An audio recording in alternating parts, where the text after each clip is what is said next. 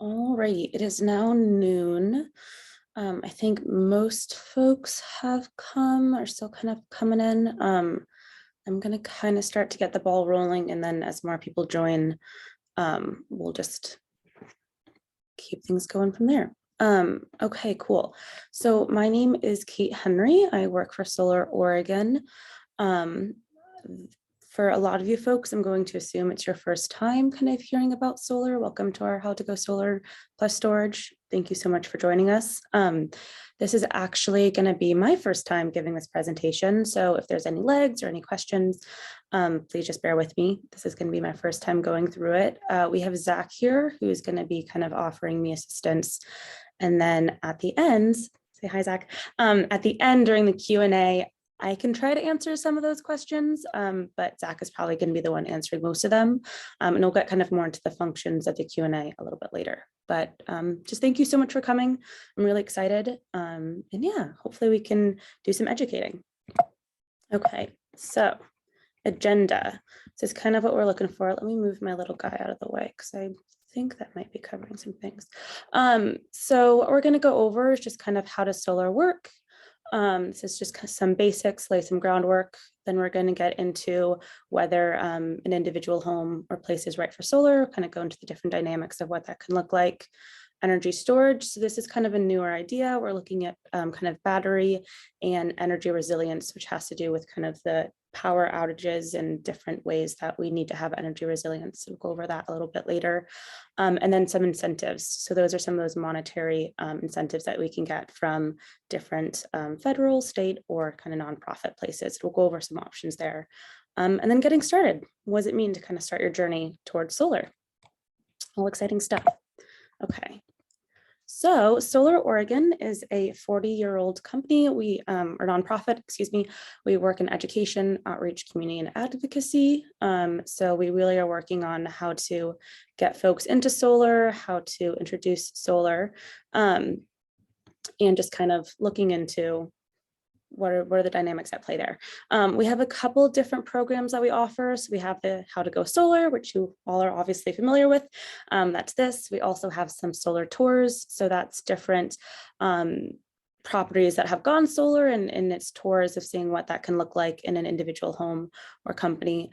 Solarized campaigns, that's kind of a newer thing we're investing in. And that's the idea of a community going solar together and then peer-to-peer education. So these are all kind of things that we work with. Okay. And then how can you support our work? So we are a members-based organization. So if you're already a member, thank you so much. We really appreciate your contribution. If you are not and are interested, please think about becoming a member. I believe Zach is going to be dropping a link, excellent, into the group chat, just kind of some ways you guys, folks can get involved. And then something that's a really big help is donations. So if that's something you're interested in, I believe that will also be dropped in the link as well, if that's something you'd like to be a part of. So thank you so much. We also are all on social media, so you can follow us anywhere at Solar Oregon. I believe like Instagram, Facebook, all those big ones, we have a presence there. So come find us. Okay. So we also want to say thank you to Energy Trust of Oregon. My little guy, I'm going to kind of move it around because that way folks can see what's going on. Energy Trust of Oregon is a nonprofit. So they work out of Oregon and they're all about kind of providing affordable access to energy and just kind of continuing renewable energy and getting folks invested in how we can kind of generate homegrown renewable power. So they're a really great organization and we just are very grateful because that's how we put on trainings like this. Okay, sorry, that beep. So how to use Zoom. So we've got a couple different functions that we're going to be using today. We've got our Q&A function. So that's going to look like this. The Q&As, please put in any questions you have throughout this. Put it into that Q&A section. Please do not put it into the chat. We're going to be using that Q&A for the questions. And then at the end of the presentation, like I said, Zach will probably be the one answering most of those questions, but we'll go through any questions folks have throughout. But please partake in that function just for your benefit and for ours, so we kind of know where folks are at. We also are going to be doing some polls. So the way that works is, okay, so the way that works is I'm going to kind of start with the first one. This is just some kind of general questions. So the first poll we're going to give out is just some basic demographics. So I'm going to launch that really quick. And if you could please just answer, we're just kind of curious where folks are joining from. So that should launch. And if you don't mind taking the time just to go through that, that'd be great. I'll kind of see as those come in.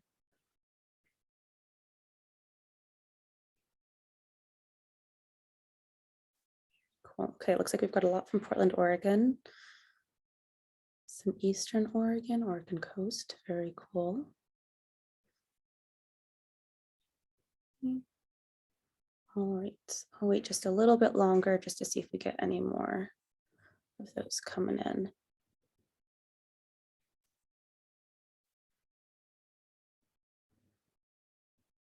Okay, very cool. It looks like we've got a lot of folks coming from Portland, Willamette Valley, though we do have some from Oregon coast and Eastern Oregon and another state. Oh, if you're from another state, if you don't want to drop it in the chat, I'm just curious where folks are joining from.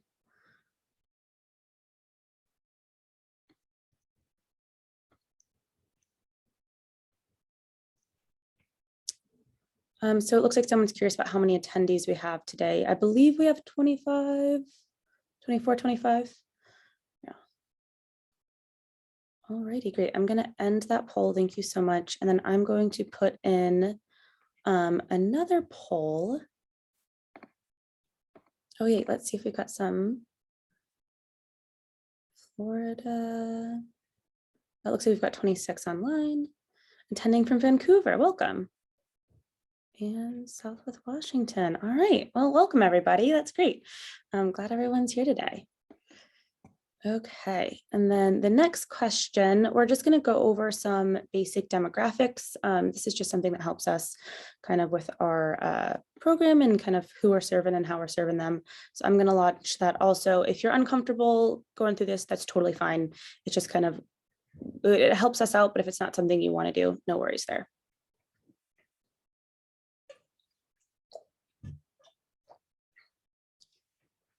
This will not be shared.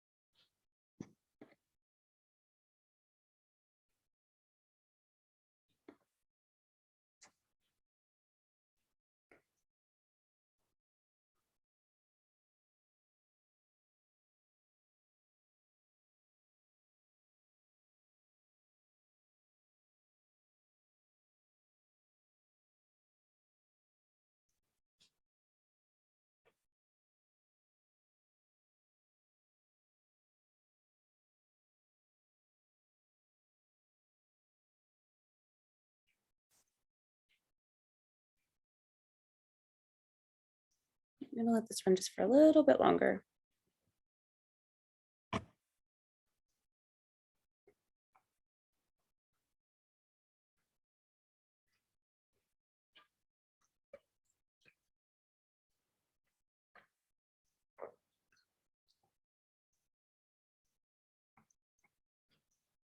Okay, I'm going to end the poll in the next like 30 seconds. If there's anyone who hasn't finished, please finish now. And just, yeah, if you want to start, it's also fine.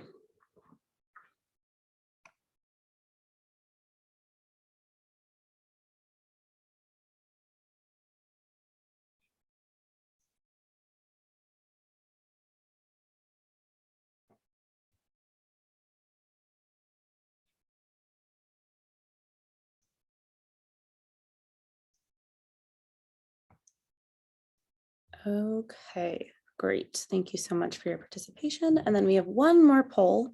And this is just kind of so we can get an idea of what folks' familiarity with is with Energy Trust of Oregon incentives. So we're going to put that in there.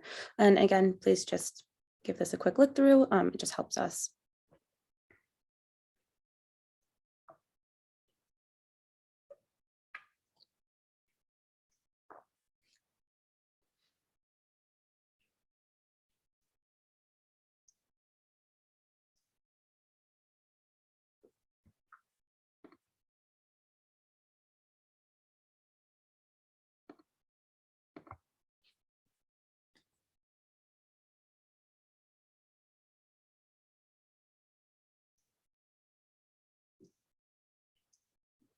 All right, cool. I'm gonna let this run for another like 20-ish seconds.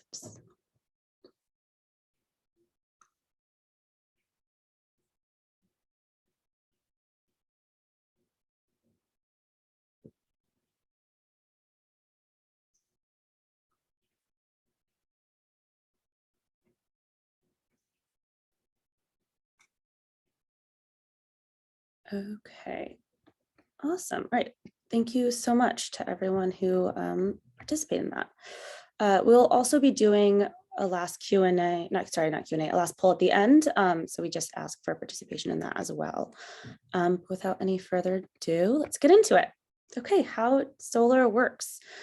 So we're just going to kind of try to get a baseline of what solar can do and what solar can look like. So we've got a couple different system components, and we're going to go through all of these, but just to kind of get a baseline understanding, we've got a photovoltaic panel. So it's like that solar panel that's going to collect DC energy. It needs to be converted to AC energy, which is what we use in our homes.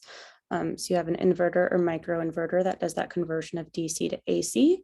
That's then connected to your home electrical panel, and that will run the energy through your home, which is then put into the utility meter. So this is different than a standard utility meter because a standard meter goes one way, but this utility meter goes two ways. And we'll kind of get into why that's important later. And then you will still be connected to your utility grid. But this is just kind of a general outline of what the system looks like. And we'll kind of get a little bit more into details with all those specific parts. Okay, so your inverters, you've got just kind of your standard classic inverter here, and then we also have a micro inverter on the right side. So with your standard inverter, that's just going to be placed next to your electrical panel. The one that's shown here is a little funky, so this is showing it outside. Typically, these will be placed inside the home, and what it's doing is it's converting that DC energy into AC energy. The micro inverters, those are placed underneath the panel. Functionally, the two are the same. The reason why you'd have one over the other really just kind of depends on your individual setup. And that's something that you can go over with your solar contractor. So solar contractor is a term, that is a term that I'm going to be using a little bit throughout this presentation. They're just kind of your go-to person. But yeah, so functionally they're the same. They're just working on converting that DC energy to AC energy. And then it just depends on an individual setup, whether one to use one over the other. Okay, so mounting, we kind of have two different standards of mounting. You've got your roof mount and you've got your ground mount. So it really depends on an individual setup about choosing one or the other. Roof mount is definitely the most common. That's typically what we'll see, but ground mounts work just as well. It just kind of depends on someone's setup. So reasons for choosing one over the other, a roof mount, you're kind of utilizing your space a little bit better. So if you don't have a yard or don't have ground access, that's a really great resource to use. And then ground mounts, those are usually placed a little further away from the home. And then there is a copper wire that's run underneath the ground that's connecting and funneling energy to your home. So some reasons why you might choose one or the other could be budget. It could also be kind of system size, what you're looking to invest in. But functionally, both are great. It just kind of depends on an individual setup about whether they choose a roof mount or a ground mount. And that's something that you can talk through with your solar contractor, and they can give you an idea about which system is the best for an individual setup. Okay, net metering. So we kind of talked about that utility meter a little earlier, and I said it goes two ways. So we're going to kind of get into what that looks like here. So net metering, I'm going to walk you through these charts a little bit. So we've got the y-axis, x-axis. I literally had to Google what those mean because it's been so long since I've been in math. But anyway, I digress. So with the y-axis, we have the amount of electricity, which is kilowatts per hour. And then here on the x-axis, we've got produced, so solar energy that's been produced, and then consumed, that's grid energy that's been consumed. And then we have these summer months, and then we have winter months. And over here, it's the same x and y axis. And then we've got gaining credits and using credits. So just to kind of break it down, what we're looking at is during those summer months, you're producing a lot of solar energy. which means you're going to be consuming less solar energy. So days are longer, it's sunnier, you're going to be producing a lot of the energy. And as you produce, you might actually produce more than you consume. So that's where we kind of have this gap and this net metering credit earned. So what you're doing is when you overproduce with that two-way utility meter, you're going to be putting some energy back into the grid. And as you put energy into the grid, you're going to be gaining credits that can be used later. So if we look at the winter months, the energy that's produced is a lot lower than the energy that's consumed. So if you think days are shorter, a little cloudier, you're going to be producing less solar energy.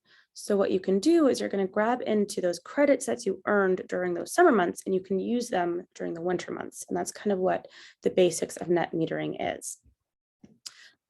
So something to know though, is month to month, these credits roll over. However, they do not roll over year to year. So it runs, I believe March is kind of the starting month of where the year starts for net metering. The reason they do that is because March is a little sunnier. They don't kind of want you to start in a deficit. They want you to start in a place that's pretty equitable. So it's starting in March, you can start gaining those credits, and then you can use them throughout the year as you need to. So you're kind of not totally consuming from the energy grid, but they do not roll over year to year, and we'll get into why that's important in a moment. But overall, we're just looking at reducing your energy bill. So all of those factors kind of add up to paying less money every month. So that's always good. Okay, so is my home right for solar? Now that we kind of have groundwork, laid the base, we're going to go into a little bit more details about whether an individual's home is right for solar. So as I'm going through these slides, I'd really like folks to keep in mind their own home, their own setup. We might not be able to answer all the questions, but just so you can kind of get an idea whether your individual setup is right for solar. So system size. So this is going to be based on how much electricity you consume. So like we were just talking with net metering, we want a system size where you're not overproducing or underproducing. So because those credits don't roll over annually, it really doesn't behoove anyone to try to get as big of a system as you can. I'm going to get, like 50 panels on my tiny little home because I'm just going to store up credit. It's not really how it works. So you want to get a size that makes sense with the system that you have and kind of where your needs are. And so you can meet those needs, but not overdo anything. And you'll work with your solar contractor on this. So they're trained professionals. What they're going to do is they're going to kind of look at your utility bill. They're going to size up how you use your energy every month and where it makes sense to invest your energy in. So some other factors are the space that's available to you. So how much, whether you're doing a ground mount or a roof mount, how much space do you have to put in those panels? What your budget looks like. So you're going to have kind of a initial cost of putting in these panels, and then also just kind of aesthetically. So panels are measured in kilowatts, and kind of the average home, this is very average, is about a 6 kilowatt. So you're looking at 18 to 20 panels is about a 6 kilowatt home. So that's kind of the average. However, it can range anywhere from these are not like hard and fast numbers, but it could be like 6 panels, it could be 35 panels. It really does depend on your home and those different factors of available space, budgeting, but then also how much energy are you actually consuming and using, and where does it make sense to invest in? Another really important factor is solar access. So what we're looking at here is kind of a standard home. We've got north this way, south this way, and then we kind of have the path of the sun during the summer months, and then we have the path of the sun during the winter months, so where it's the highest and lowest. And as you can see here, kind of the best side is going to be that south facing roof. So that's where we have the most access to solar. That's not to say east and west are, bad or wrong or can't work. East and west also work great. Those are great options. North is a little iffy. You're looking at kind of south, east, and north as the best options to get solar access to where you can kind of get that solar input. Okay, shading. So shading does affect solar. It will impact the amount of charge you're able to get, the amount of energy you're able to get from your solar panels. The thing that's important to note here is it's pretty hard to actually assess your home properly. So maybe you think, oh, it's impossible. I've got this one really big tree. it's too big, it's going to impact, my home too much. And that may be true, but also it could be that during the key points of the day, the shade's actually off your roof, or off a large portion of your roof. That being said, the opposite could be true. You're like, oh, my home's great. I don't have any trees in my yard. I'm all good. But maybe your neighbor has like a giant sycamore or something. I'm just saying this to kind of put the idea in your head. It's a little hard to assess on your own. So what you're going to want to do is you're going to want to talk to that solar contractor when you're kind of starting the process off, getting that quote. They're going to look at shade, and then they're going to be able to tell you what makes sense for you. Another thing to note is if your roof is too shaded, ground mounts are also possible if that's works within your own space. So, just because your roof is shaded doesn't necessarily negate your ability to go solar. Okay, something else that's an important factor is kind of the complexity of your roof. So we have here on the right side, just kind of your standard simple roof. Over here on the left is a bit more of a complex roof. So what we're trying to note here is the best system for solar is to have is to kind of maximize a continuous space. So you want to see how many panels can I put up in just kind of one continuous flow. And for that reason, simple is better. Does that mean if you have a complex roof, you can't go solar? No, you can definitely put panels up on a complex roof. It just might minimize the amount you're able to put up and where you have access to. So that's just another factor when thinking about your own space. Okay, so a really important kind of thing to consider is your roof condition. So if you have a metal roof, this is a little bit of a less of an issue for you, just because metal is doesn't get affected as much. However, if you have like an asphalt or shingled roof, this could be important for your home when you're thinking about going solar. So the average life they like for a person to have if they're going to start going solar is 10 years, kind of left on your roof. The reason for that is because if it's anything less and you have to get your roof redone, what would end up happening is you'd have to remove all those solar panels that you just put on, take everything off, fix your roof, so pay for that, and then put them back on. And the cost of that can be up to the several thousands. So it's definitely a factor when you're thinking about what condition your roof is in and whether you want to go solar. It's important to look at what's the longevity of the roof that you have, because, if you want to put it off a little bit, maybe wait 5 years to re-roof and then do solar, that's what's recommended, is giving yourself a little bit of time. Or maybe you have like 15 years and that's great. And, that's really wonderful. Okay. That's right. All right, and then something else, just kind of continuing with the theme of roof is structure. So what structure does your roof have? So a lot of newer homes have these trusses, which you can see on the left side. A lot of older homes have rafters.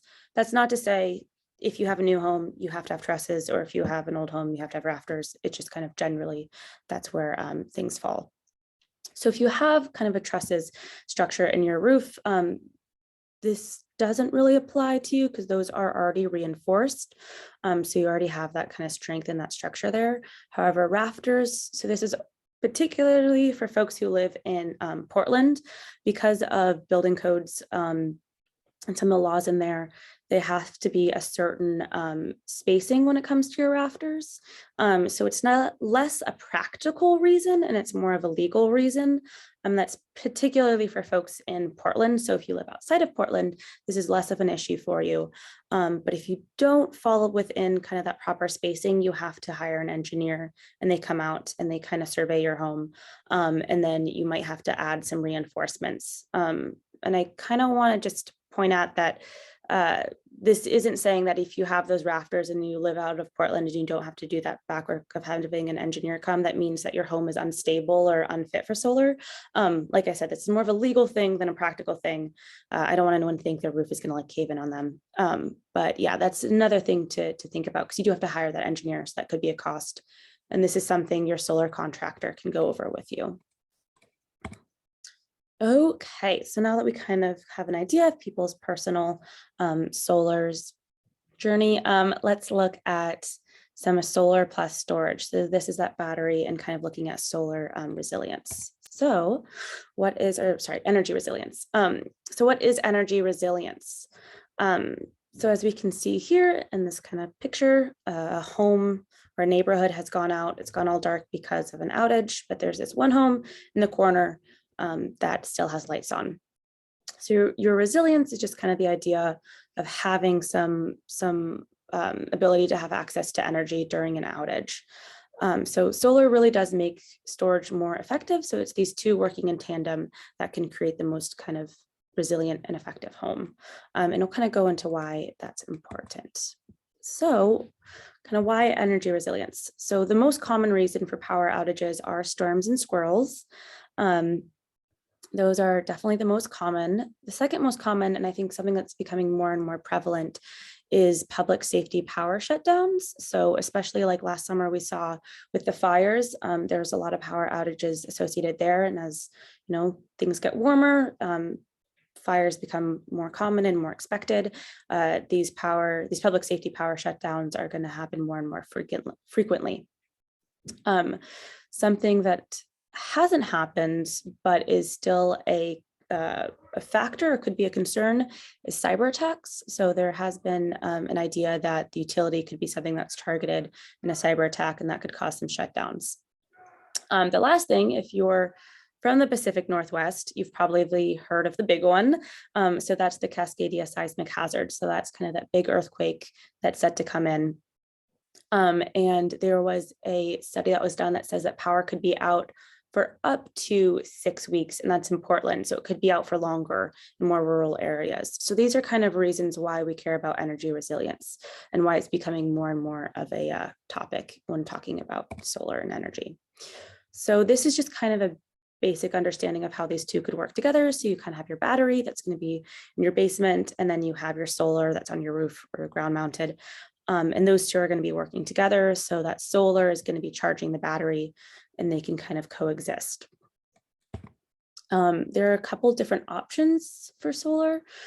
You've got your, just kind of your basic options here. There you can kind of get an idea for sizing and what they look like, and how that could fit in your home. Yeah. Okay, so something that is important to note when talking about battery and storage and backups is partial versus whole home. So it's a common misconception that one battery is able to power your entire home. That's not quite true. You're looking more at a partial backup when you're setting up this battery system. So a whole home system, while possible, you would have to add more batteries to get that whole backup.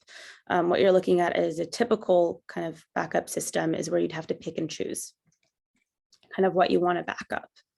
So this is just an example of what that whole home backup could look like. You've got one battery versus lots of batteries. So it's time and money and space to do a full backup. I'm not saying that's not an option for everyone, but the one battery is kind of more common.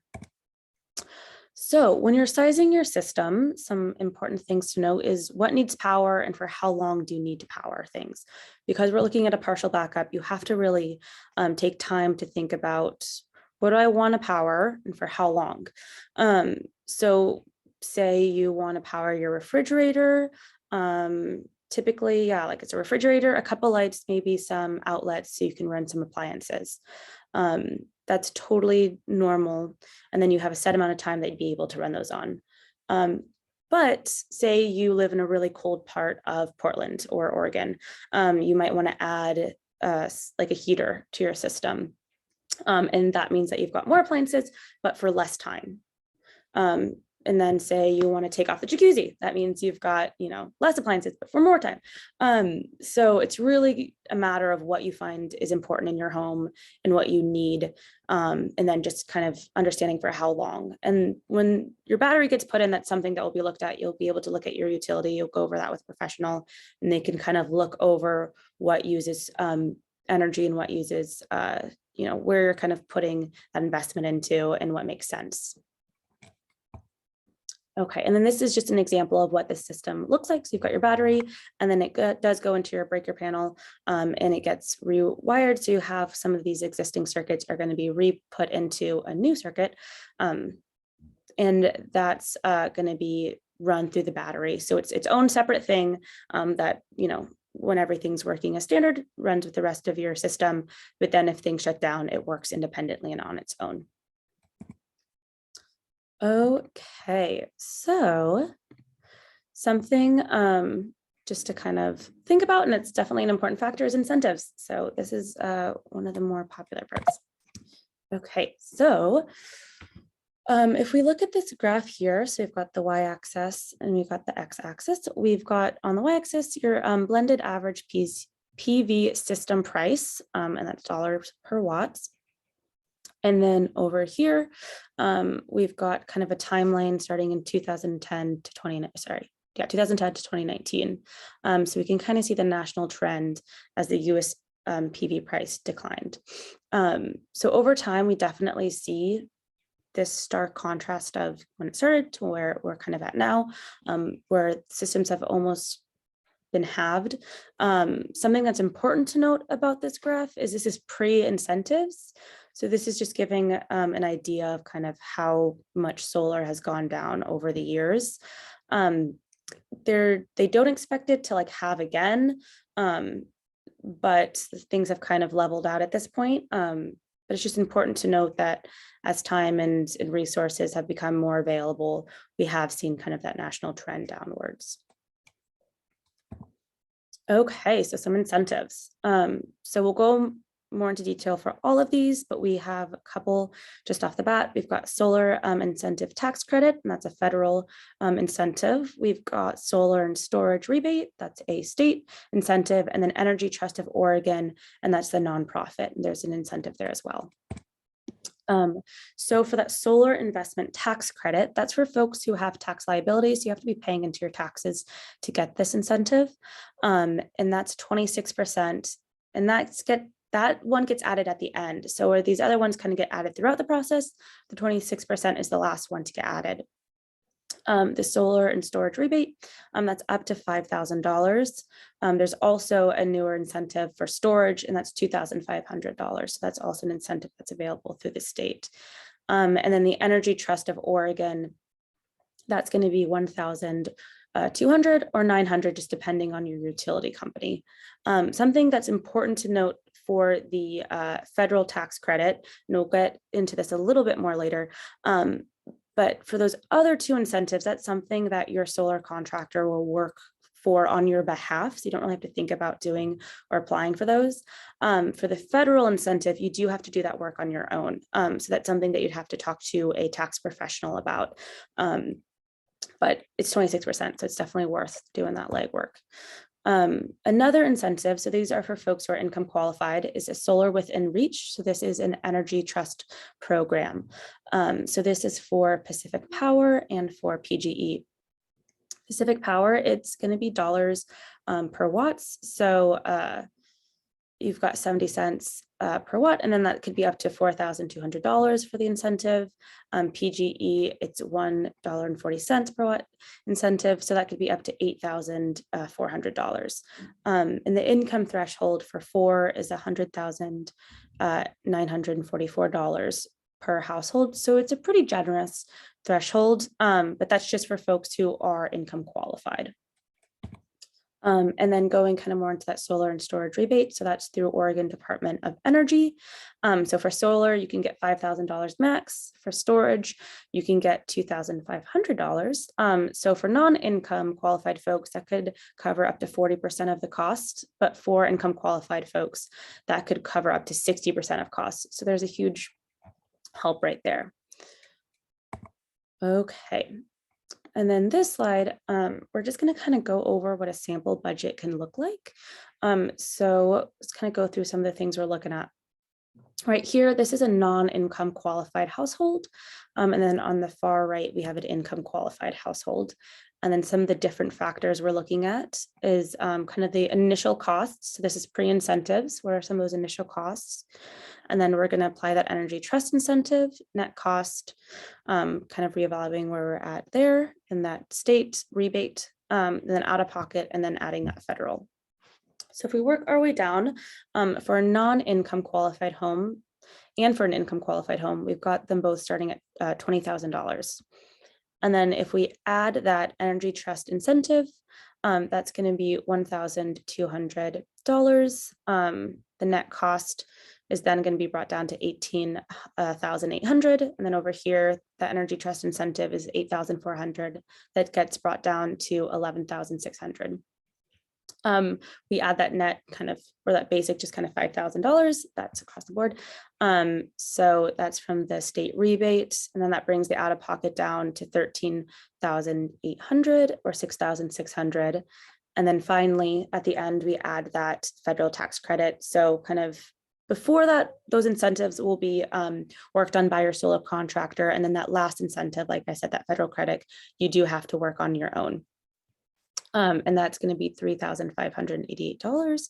That could be up to, or $1,716. And something I will note that I should have said at the beginning, this is just kind of a basic sample budget. So this is just for an average household looking at a 6 kilowatt system. So that's that 18 to 20 panels.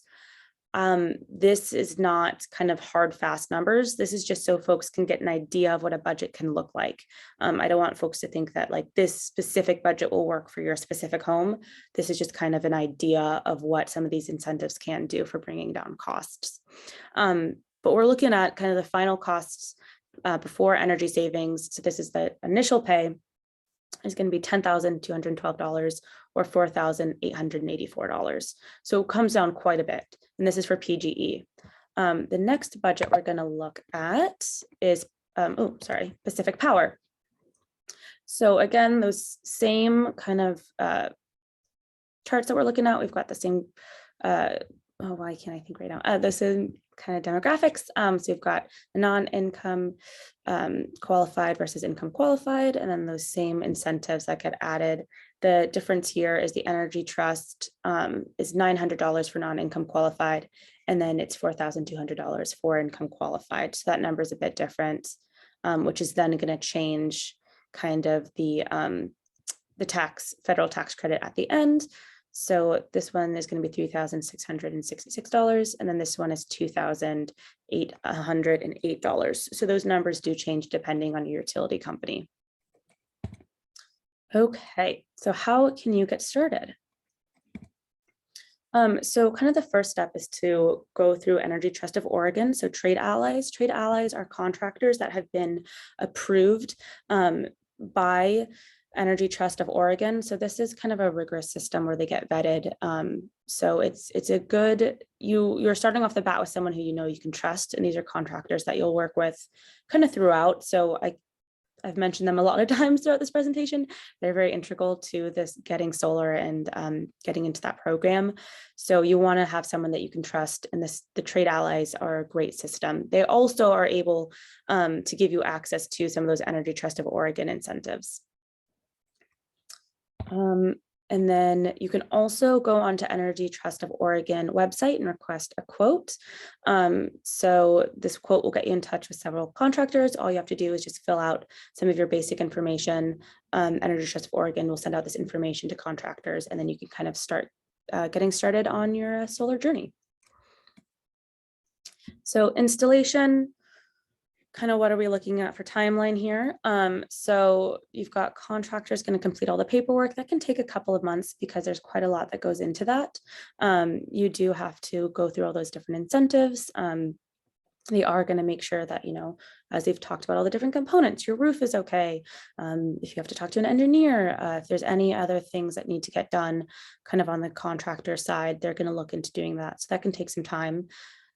Installation itself only takes 1 to 2 days. And so they've got it down to a science. That's really nice. They're not going to be in your space for too long. And then kind of continuing into the future, contractors are going to handle any inspections that need to happen. They're going to be in touch. You're going to be able to keep in contact with them, which is a really great relationship to have. And then once you get kind of linked up to the utility grid, you can go on your way and start making your own power. Okay. Q&A. So thank you guys so much for sitting through my presentation. Like I said, that was my first one. So I really appreciate everyone being here for that. And Zach is going to go through some of those solar, some of those questions. Oh, sorry. And I see here in the chat, I should have mentioned it earlier. Zach also linked in a couple of those kind of links to going to the Energy Trust tools. So that's great. Kate, awesome job. Yeah, so let's take a look. We've got 11 questions in the Q&A, and I think you were going to pull up the final. Oh, yes. And then I'll go ahead and get started on these in the meantime. So please pay attention to the poll and also the Q&A. Secondly, we've got our first question here is from Ole. Any suggestions on interfacing electric vehicles to home storage systems, given their large existing storage capacity?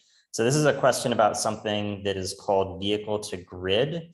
And that is the idea that you have a large lithium ion battery in your electric vehicle, which it has stored energy. So if that vehicle is in your garage, why wouldn't you be able to use that to power your home? And just like a home battery, like we talked about in this presentation. And vehicle to grid is a little bit in the, it's just a concept in America. It's something that there's a lot of policy and regulation that would have to be worked out to make it a reality. So you can't currently legally do that. There are programs that utilities, I think that PGE has a pilot program to experiment with something like that. We hopefully may see something like that soon. There are pilot projects, I believe, in Europe that I'm not quite up to date on how they're going. But the short answer is that that's not something we can do now, and can't comment with confidence on when it would be available if it's something that will come about, unfortunately. Our next question here: what do Oregon utilities pay for annual excess? And I believe that you are asking, I'm actually not entirely sure what that question is about. So Doug, if you want to maybe expand on that in the Q&A box. But I think you're asking, what do Oregon utilities do with the excess credits, net metering credits that you have at the end of the year? Those get donated to a low-income energy fund that helps folks who are income qualified to pay for their energy bills. I'm not entirely sure how that's managed, though I know that that is what both PGE and Pacific Power do with those credits. We have a question here from Marge. Will you provide information on different storage options, types of batteries like battery walls or electric vehicles or power tool batteries for storage, and also hydrogen storage potential at home? So there's a lot of different things in that question. Kate gave a great overview on a home energy storage system. What we didn't touch on was electric vehicles. We don't host a lot of events on electric vehicles. We occasionally host them on the combination of electric vehicles and solar. There's great information from a nonprofit called Fourth Mobility. And I would suggest that if you want information about electric vehicles, you can find tons of great webinars there.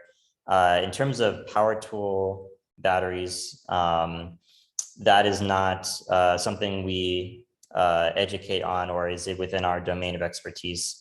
And hydrogen storage potential at home, I certainly can't comment on. It's a bit speculative whether that there will be good commercially viable opportunities there, though I think it's an interesting question. We got a question here from Rick. We have, and as I'm reading these out, go ahead and continue to put things in the Q&A. Again, we will try to get to all the questions if we can, and any remaining ones we'll try to answer over email. Rick asks, we have good southern exposure, but most of our roof surfaces face east or west with some small areas facing due south. Is it better to bias toward west, thinking foggy mornings, clearing afternoon being more common around here? So yeah, the east and west facing roofs would be essentially identical if there were no clouds in the sky and the sky were the same in the morning and the evening. We tend to have some foggy mornings, especially west of the Cascades here in Oregon. And so that's why west-facing roofs are slightly better typically in where we are. East-facing roofs, if they're directly east-facing, sometimes you can be right on the threshold of qualifying for incentives in terms of how much solar access you have. However, if you are due east, sometimes it works. Sometimes if you're just south of east, so not actually due east, then you're usually just fine. And west-facing roofs, as long as they're not a super steep pitch of roof, so if your roof is very steep, or if there's shading, those are the only cases where west-facing roofs are typically disqualified. Will you discuss direct connection to the photovoltaically produced power during a power outage? So if you have solar and no battery, you cannot use energy during an outage. There are very, very small, kind of irrelevant exceptions to that rule. One is that you can get an inverter that has a single 110 volt outlet. You can plug in a phone to charge. It only works when the sun is shining. And so it's kind of up to you to evaluate whether that's useful for you. So in general, solar will not provide you with backup power by itself. That is what a battery is for. In terms of the connection between the solar system and the storage system, there, in terms of the technical connection that's not something we're going to get in. There are AC coupled systems and DC coupled systems. Basically, that is the configuration of how your solar system is connected to your battery system, how those are connected to your electrical panel. We will have on Earth Day, and I'm excited to announce for anybody who's interested in energy storage topics, if you have questions and you want to go a little bit deeper into that technical side of it, we're going to have a webinar, a deep dive energy storage roundtable. I would love to see you there, and we will have certainly an extended Q&A. And I'm going to go ahead and pull up that link and share it in the chat, but it's going to take me just a second. So Marge, I would say maybe we can get into a deeper dive there, or if you have a specific question about a technical aspect of the connection or about how the power is used, maybe just put that in the Q&A again, and I can get into a little bit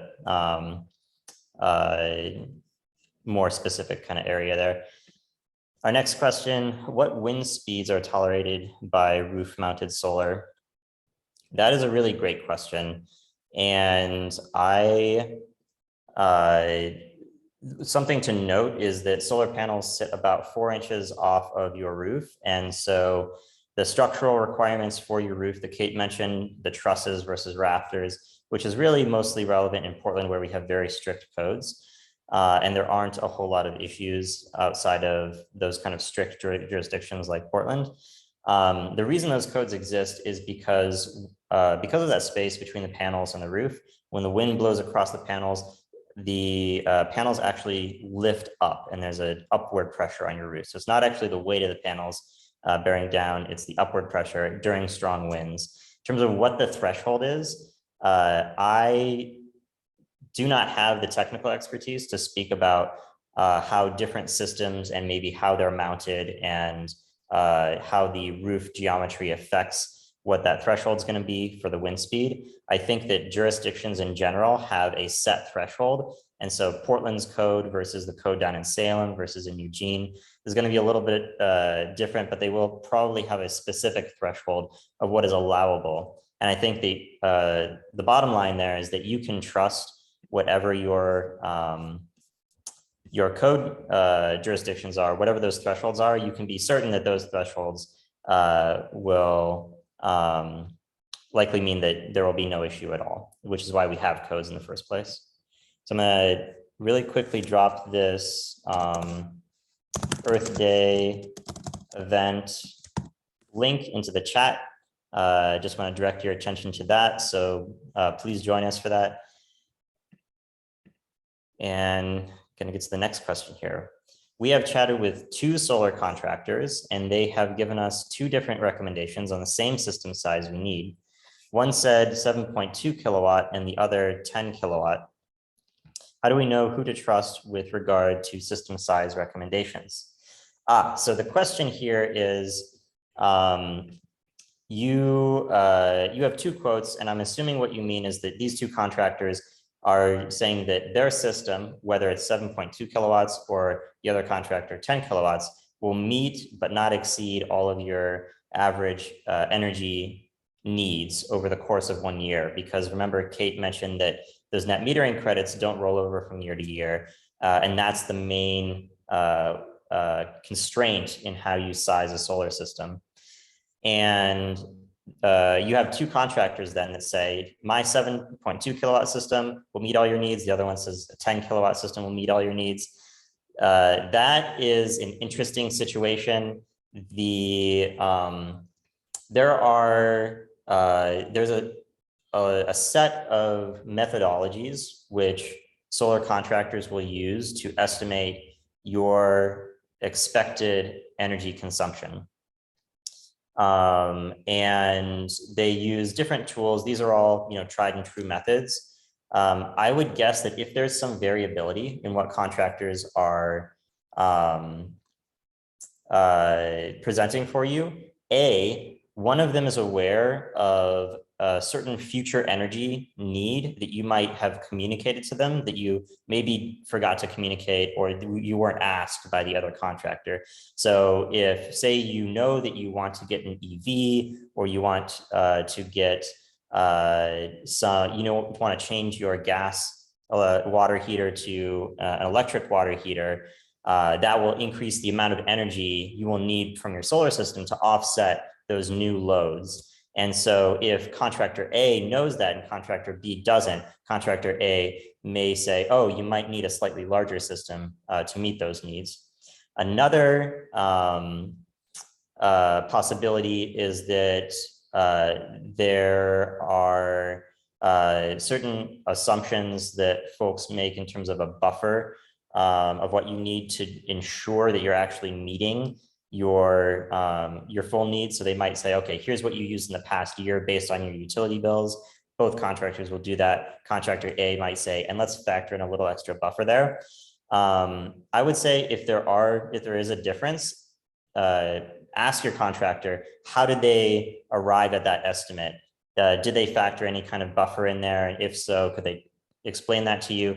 If they can't, I would say maybe even get a 3rd quote and see how that compares to the first 2 and see if people can explain to you in detail how they're estimating your energy needs. It's pretty straightforward, but that might be a good way to go about seeing what's going on there.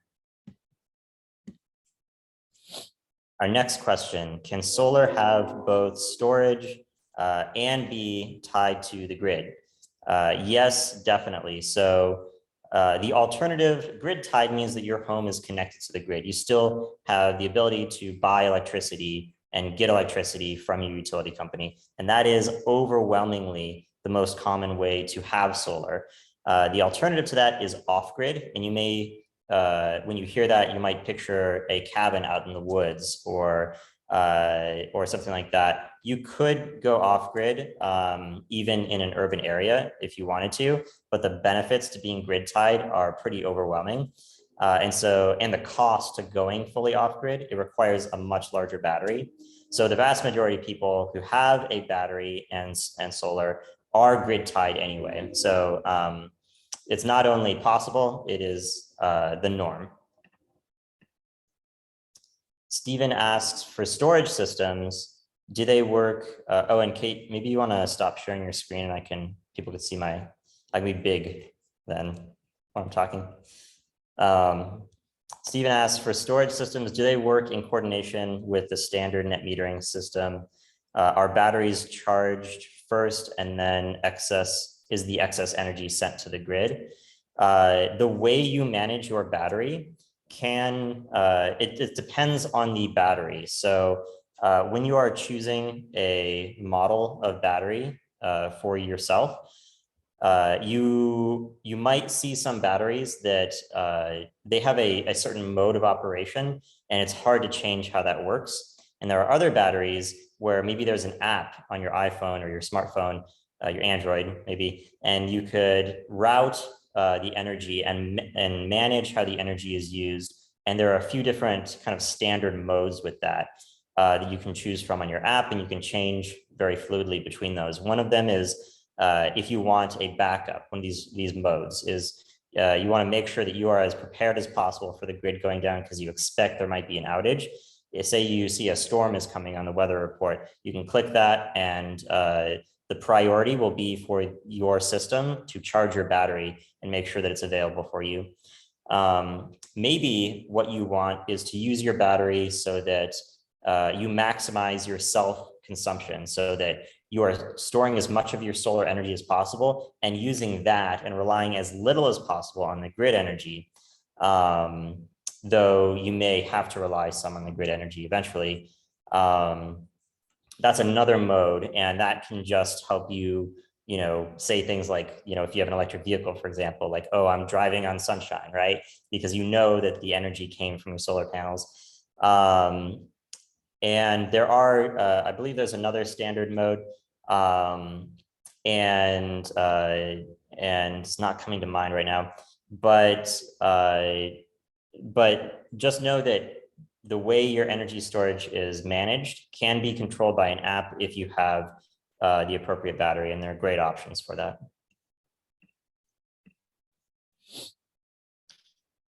Let's see, I'm gonna try to mix it up. And so if we have several questions from the same person, I'm gonna kind of mix it up and go to other people first. So John asks, what incentives are available for solar thermal? That's a great question, and a little bit outside of the domain of our expertise, because we talk so much about solar photovoltaic, that is the solar panels, the classic electricity producing panels, that we don't focus as much as we used to on solar thermal. Solar thermal, for those who are not familiar, is the idea that you have a panel that, instead of producing electricity, is essentially like a radiator, except you're pumping liquid up, fluid up there onto your roof, and the sunlight is heating it. So instead of the radiator radiating off heat, it's collecting that energy from the sun thermally. And then that liquid comes back down, and you use that to heat water for, hot shower, things like that, hot water for your sink. And the reason we don't talk as much these days about solar thermal is because solar thermal is not price competitive in terms of what you get for it, in terms of energy savings, with photovoltaic, with solar electric anymore. And additionally, electric solar systems are simpler. There's no moving parts. It's not a plumbing system where you have a potential for leaks from pipes. And so there is that added complexity to a solar thermal system that requires more maintenance and may come with that potential for downtime, essentially. So unfortunately, I can't tell you what the incentives are. I don't know of any, and I'm not sure that there are any in Oregon, but I'm not an authoritative source for that. Rick asks, any data on heat buildup savings from the shade provided by roof-mounted panels? So the question here is, the solar energy that was just hitting your roof and heating up your attic, and maybe that is heating up your whole home. When you put solar panels on there, a lot of that solar energy is being converted to electricity. Does that provide you with some energy savings, because then you don't have to run an appliance like an AC or a heat pump to cool your home down, and compensate for that? And I don't know of any great authoritative data on that. I can tell you that in addition to absorbing solar energy, solar panels also convert some of that energy to heat itself. And so I believe that there would be a trade-off, and where that trade-off lands, whether that is on the net cooling down your attic or on the net heating your attic up, I think depends on a lot of factors, obviously, and how heat is kind of transferred through the environment. And I don't know the answer to that question, but I think it's a good one. Michael asks, besides vehicle to grid, any news on vehicle to home using EV batteries for home storage, especially when there's a power outage? It's implementing in Japan. Nissan has a Leaf that has provision for that, but we never see any update on US availability. That's a great question and a good point. Vehicle to grid means that your vehicle is powering your home, but also that energy is connected to the grid. When you have a battery, one of the things that you do when there's an outage, you do something called islanding. You actually disconnect your home from the grid. So that electricity isn't flowing out and trying to power the whole grid, because obviously that would be counterproductive and it would put voltage on power lines in your neighborhood that utility workers may be trying to fix. And so that's dangerous. And so your system islands. And the question here is whether instead of vehicle to grid, this vehicle to home type of system is available. I do not know, and I'm probably not an authoritative source, but I have not heard about it. But now I'm going to go look it up. Linda asks, what are the net metering offset prices for both Pacific Power and PGE? Is it paid at retail price that they charge for their electricity? So the question here, net metering, right? Kate showed the graph of you have an excess in production of solar energy and it's more than you consume, you get that credit. Are those credits worth per unit of electricity the same amount as the electricity that the utility company is charging you for when you buy electricity? It's a great question. And we are very fortunate that both Pacific Power and PGE, the two utilities that serve the majority of the population in Oregon, offer net metering credits at the exact same rate as what they charge for electricity, which means your electricity that you produce is worth as much as the electricity you're buying from them. Unfortunately, that's not true with every utility. So if you are in have a rural electric cooperative, or you have a municipal utility, or you have a public utility district somewhere else in Oregon, or you're somewhere else in the country, you will have to talk to or look up on your utility's website what the credit rate is of a net metering credit. If they have a net metering program at all, which some utilities don't, shamefully. And you need to make sure that that is worth it, and that it's also the same credit rate throughout the year. For example, in Eugene, where they have a municipal utility, it is not the same credit rate throughout the year. It's and it's structured in a way that makes solar financially less attractive for homeowners, which is unfortunate. What percentage of installs now include storage? What a great question. And I love all these questions about specific data. And I don't have that specific data. I think it's still a vast minority in Oregon. However, it is a rapidly growing minority of installations. And it was virtually zero installations before, say, 2018 in Oregon. There were just very few storage systems being installed, and that has certainly ticked up, both because battery storage prices are falling, even though storage is still relatively expensive, and it's falling quickly, minus some supply chain issues that have come up with the pandemic. And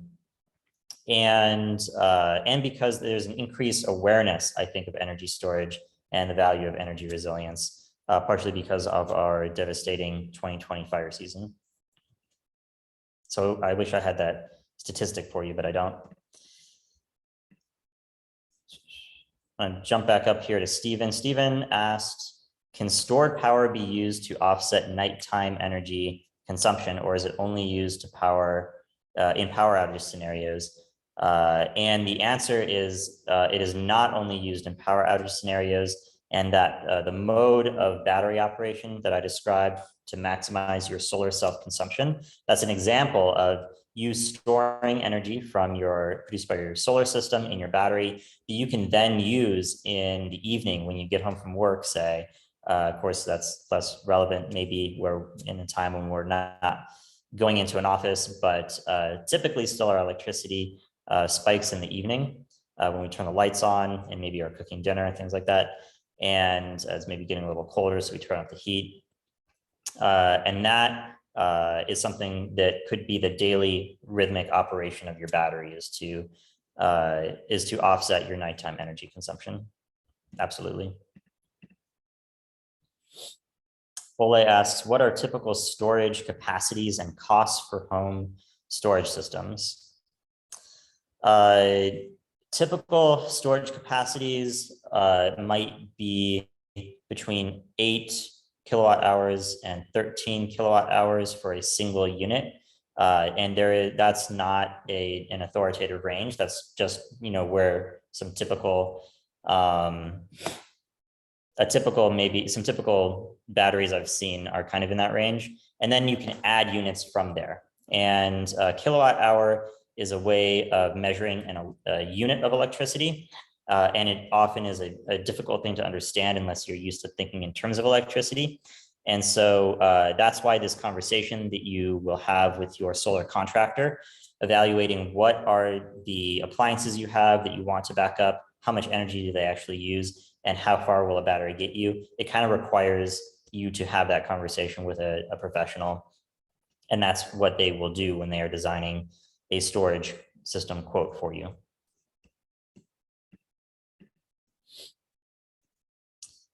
Are storage systems easily added to existing grid-tied systems?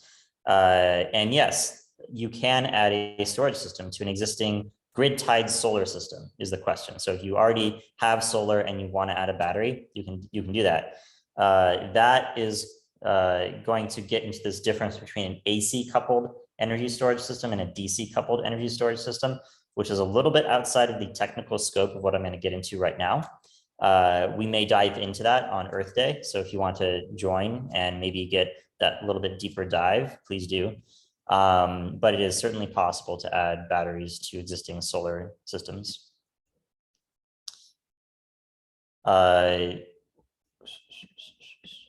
Who is selling the app that I mentioned that allows you to pick what kind of energy management mode you want your solar plus storage system to be in at any given moment? And the answer to that is that battery manufacturers produce their own apps, excuse me. So Tesla has their own app. I believe that Enphase Energy has their own app. So it's really vendor specific, and the app comes with the battery that you choose. And so when you're looking at batteries, that's the thing you can evaluate. That's a thing you can evaluate, is whether your battery has an app and has specific functionality in that app to manage the mode of your energy storage system. Two last questions here, unless another one sneaks itself in. Oh, so one of these is just a follow-up to the previous one, which I've already covered now. And the final one here, net metering works the same for Clark PUD in Vancouver, Washington. Retail price of electricity is the same as net metering credits, which is great to know. Thank you, Michael. Or I'm sorry, maybe I've been saying Michael, but it's Michelle. I'm so sorry. Great, well, great. Thank you for all those great questions. And Kate, I don't know if you want to do the final farewell. Yeah, I totally can. I'm going to end the poll. So thank you guys for participating in that. And then let me just pop up. I did put Zach's email as the one to reach out to, but I'm going to put my email also in the group chat, just so that way people want to reach out to me, it'd be really good for me to just to kind of get an idea of what are some questions folks have and any follow-up. So yeah, thank you guys all for coming. And let me put my email into the group chat.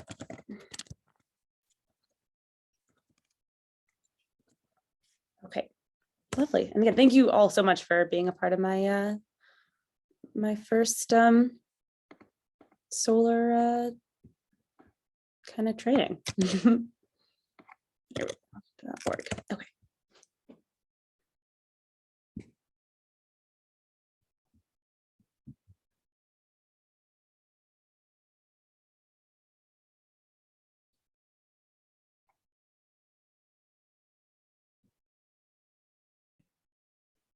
Okay, so you might be looking for the red button on the bottom right. Oh, there you go. Thank you.